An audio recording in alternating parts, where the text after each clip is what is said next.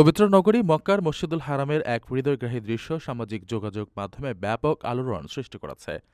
Viral হওয়া ভিডিওতে দেখা যায় অল্প বয়সী এক শিশু ইমামতি করছে এবং তার পেছনে নামাজ আদায় করছেন মসজিদে পাহাড়ে থাকা সৌদি নিরাপত্তা কর্মীরা।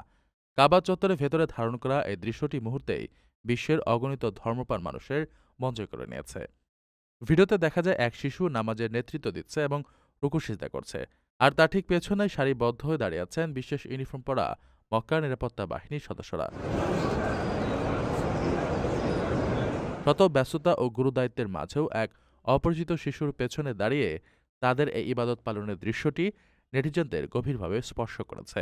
ভিডিওটি প্রকাশের পর থেকে সাধারণ মানুষ আবেগ আপ্লুত হয়ে নানা মন্তব্য করছেন। অনেকেই নিরাপত্তা কর্মীদের এমন নিরহংকার আচরণের ভূয়সী প্রশংসা করেছেন।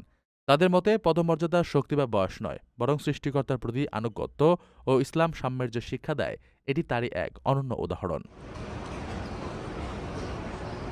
মসজিদুল হারাম বা মক্কার গ্র্যান্ড মসজিদে বিশ্বের বিভিন্ন প্রান্ত থেকে আসা লাখো মানুষের ভিড় সামলাতে নিরাপত্তা কর্মীদের দিনরাত নিরলস পরিশ্রম করতে হয়। দায়িত্ব পালনের ফাঁকে কাবার আঙ্গিনাতেই তারা মহান আল্লাহর দরবারে মাথা নত করেন।